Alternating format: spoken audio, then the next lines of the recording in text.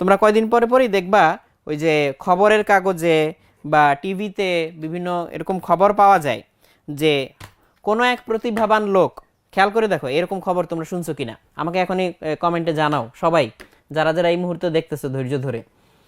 কোনো একটা লোক অনেক কষ্ট করে, নর্মালি লোকটা হচ্ছে অত বেশি শিক্ষিত থাকে না, হ্যাঁ, গ্রামের কৃষকের ছেলে, মানে আই হ্যাভ নাথিং এগেনস্ট কৃষকের ছেলে, বলতেছি আর কি, যে গ্রামের এরকম কেউ একজন হয়তো মোটর মেকানিক হইতে পারে বা স্বল্প শিক্ষিত কেউ একজন, সে হচ্ছে অনেক কষ্ট করে জমি জমা গায়ের জামা বিক্রি করে এমন একটা যন্ত্র তৈরি করছে, যেই যন্ত্রটা যদি সে খালি চালাইতে পারে তাহলে পুরো দেশের বিদ্যুতের চাহিদা পূরণ হয়ে যাবে।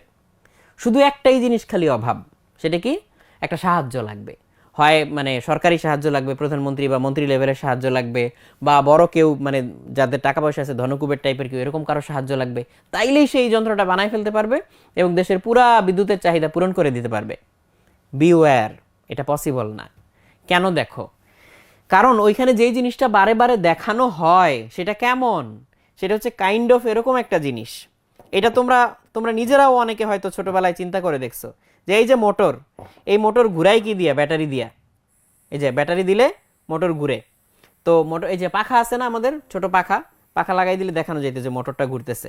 দেখো তো পাখা পাওয়া যায় কিনা, বা কাগজ টাগজ একটা কিছু হইলেও চলবে, পাখা ওই রুমে মনে হয় আছে, ওই রুমে নিয়ে আসতে পারো। যাই হোক, মানে ব্যাটারি লাগাইলে তো মোটর ঘুরবে, তাই না, মোটর অন অফ করা যায়, মোটর ঘুরবে। আর এটা হচ্ছে একটা জেনারেটর, এই জিনিসটা একটা জেনারেটর। তাইলে আমরা এই জেনারেটরের সাথে একটা লাইট লাগাই দিতে পারি, এই যে জেনারেটরের সাথে একটা লাইট লাগাই দিলাম। এখন মোটর দিয়ে যদি জেনারেটর ঘুরাই তাহলে কি হবে, মোটর দিয়ে জেনারেটর ঘুরাইলে জেনারেটর বিদ্যুৎ উৎপন্ন করবে। আমি দেখি এটা কানেক্ট করতে পারি কিনা।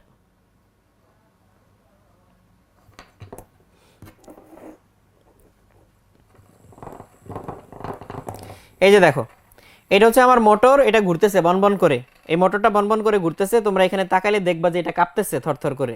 সো এই মোটরটা ঘুরতেছে, মোটরের কারণে কে ঘুরতেছে, আমি মাথায় মাথা লাগাই দিছি, জেনারেটর ঘুরতেছে। এই জেনারেটর থেকে কি তৈরি হচ্ছে, ইলেকট্রিসিটি তৈরি হচ্ছে, সেই ইলেকট্রিসিটির কারণে কে জ্বলতেছে, এই যে এই হাতের লাইটটা জ্বলতেছে।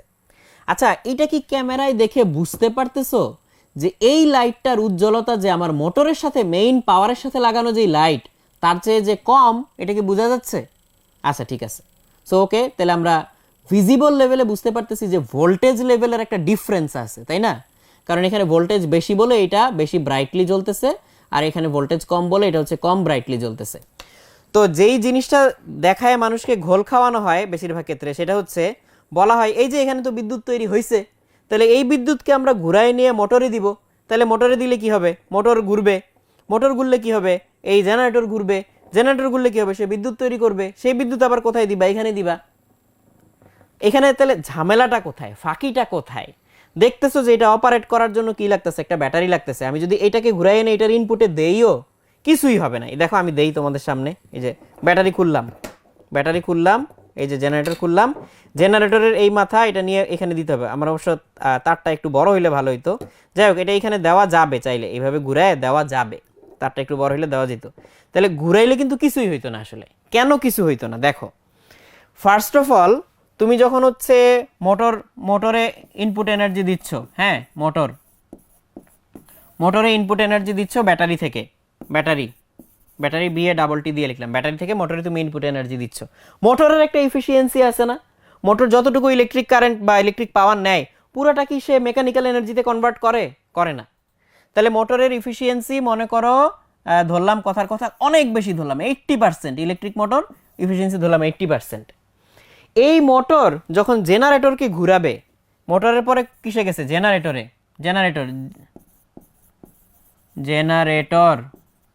গেছে, জেনারেটরে একটা এফিসিয়েন্সি আছে না, জেনারেটরে মেকানিক্যাল এনার্জি যা দাও সে কি পুরোটাই ইলেকট্রিক্যাল এনার্জি হিসেবে আউটপুট দেয়, জেনারেটরে একটা এফিসিয়েন্সি আছে না।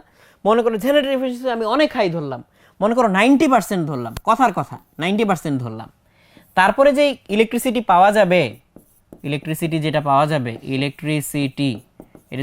পাওয়া যাবে এটা যদি আমি আবার ব্যাটারি রিচার্জ করার কাজে ইউজ করি, এইখানে ব্যাটারিতে আমি যদি ব্যাটারি থেকে যদি 100 জুল দেই, এই সিস্টেমের এফিসিয়েন্সি কত তোমাদেরকে আজকের ক্লাসে শিখাইছি না, এরকম ক্যাসকেডিং করা থাকলে এফিসিয়েন্সি গুণ হয়। তাহলে এখানে কি 80% 90%, তাহলে 0.8 ইন্টু 0.9 72% হয় 0.72, তাহলে 72%, তাহলে এইখানে হচ্ছে 72 জুল ইলেকট্রিসিটি পাবো। তাহলে এদিকে 100 জুল দিয়ে এদিকে আমি 72 জুল পাইতেছি। এইটা যদি আমি ব্যাটারিতে রিচার্জও করি আমার কত 28 জুল নষ্ট হইলো না? তাহলে 28 জুল এনার্জি নষ্ট হয়ে গেছে না? তাহলে এটা যদি আমি সাইকেল হিসেবে চালাইতে থাকি, এটা যদি প্রথম অবস্থায় এখানে ভারী একটা ফ্লাই হুইল দেওয়ার কারণে কিছুক্ষণ যদি ঘুরেও তারপর আস্তে আস্তে এনার্জি লস হইতে হইতে কি হয়ে যাবে, আস্তে আস্তে এনার্জি লস হইতে হইতে ওই এনার্জি পুরাটাই শেষ হয়ে যাবে এবং এটা আর ঘুরবে না। তাহলে এই ধরনের কার্যক্রম যারা করার চেষ্টা করে যে চির ঘূর্ণায়মান যন্ত্র, এটার একটা নামই আছে, perpetual motion machine. Perpetual motion machine আমি এখানে লিখে দেই, গুগলে সার্চ দিয়ে দেখবা পারপেচুয়াল মোশন মেশিন, এটা পারপেচুয়াল মোশন মেশিন, এটা গুগলে সার্চ দিয়ে দেখবা। এরকম অনেকে অনেক সময় অনেক ভণ্ডামি করার চেষ্টা করছে, বাট কোনোটাই হচ্ছে এখনো পর্যন্ত সফল হয় নাই। ঠিক আছে, ওকে। তাহলে এরকম নিউজ দেখলে তুমি বুঝে ফেলবা যে ভণ্ডামিটা আসলে কোথায়। ঠিক আছে, তাহলে তুমি হচ্ছে এটা ধরে ফেলতে পারবা আর কি। যাই হোক,